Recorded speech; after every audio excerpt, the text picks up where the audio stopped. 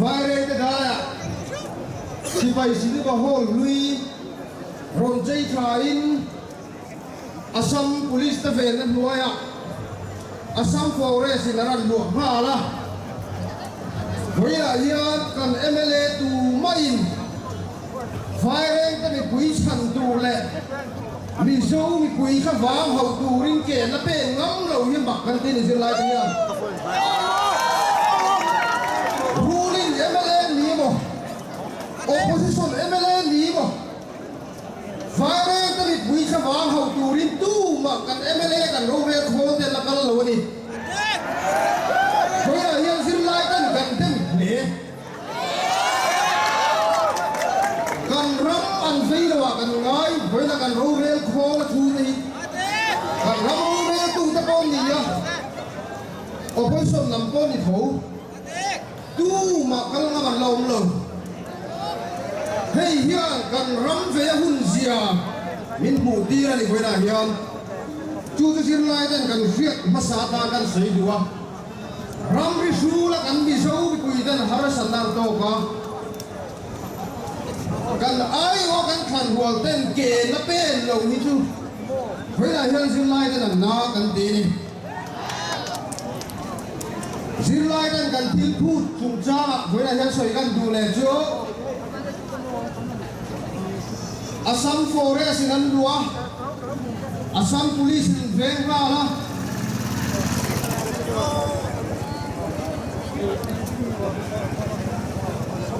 Mizoram sarkar ne la chiati turi kan nge na nimin la Mizoram home minister in chan na miron pe ya chiati turam malak me kan iti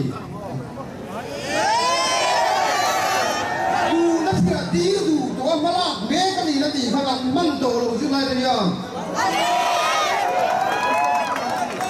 kan ngai cha ring do ni so paniral mai chiat lo ni chuan Vairabi Mizoram chief minister masa ber le zola zofa de chal bu ki Mizoram sarkar in samero se kan tia kan khena ni so pasari ma sak lo chuan kong kan zong kan ti ni mina Mizoram sarkar ho minister ka ina chan na kan bu Mizoram sarkar ang chuan zofa de chal bu sakhi arem ri lo ve di in min chang ri chu home minister hini Mizoram chua po cho buk sangam lo ka home minister phali club chu mai na min chan na sir lai ta min chan na ni sir lai ta tan chuan abei don khap le mai tin nge kan ti don kan lai tu se ram ti kan soi do ni với nó soi le do cho ram ri hian fa in nge em se pi hian boi pui thin an ti a min zot thi da kan pi le tu ta nan do chin ram kan chan zela với nó sin lai lo kan kho to hian fa thamen tak kan la nei do kan tu le fa ta om na kan lo hau lo tu ni với na hian kan pi le tu ta do chin ram kha kan nei le ne thi na kan be ni chu với lại kan soi tua ni kum lama ta po kan be na sa takin kan be ya chol buk ta kan sa Mizoram police pakhat manron langam lova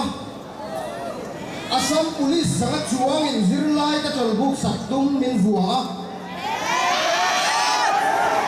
chandu kan nei lo ni khata ha Mizoram zirlai ta kan chapa kha tu ha kan mit dui aka chan tu nei lo win kan omani sarkar thar alo pianga chan tu kan nei da lo mo ti in kan be ya voi theng hian zir lai ka kan la be do be ni vuak mai to lo win silai min ka pa khati hun lai khan zir lai kan chan tu kan nei lo zir lai ta kan mit tuyết la kan chapani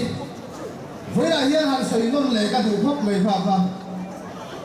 khami khasi wei na sin lai kong so te hian kan lap thare la kan la thei hin lo wa kan u nau ka thisan chua a tho ni la luang lo bang ti hi voi na hian soi du ni voi la hian ang wang nge kong so in ti kher dola ya te asam so ka ta panan so ngai chuang nei ne asam zir lai ta panan so ngai chuang nei ne man ti asam sarkar asam zir lai ta chuan kong so lai ve nei ne ramri buai ominan sarkar ina ron chala an sarkar ina ron veng na zela ramri ron pengha zela voi a chuan kan sarkar ile nge zit ati ve kan sarkar zir lai ta ma ding se voi la kan kong so hi lai lo tu ra ni voi a hian kan ma hian sarkar hi ding am ve se kan zir lai tlang sana kong so hi kan pe bi nei ne sarkar au e nan kong kan zo ni ti hi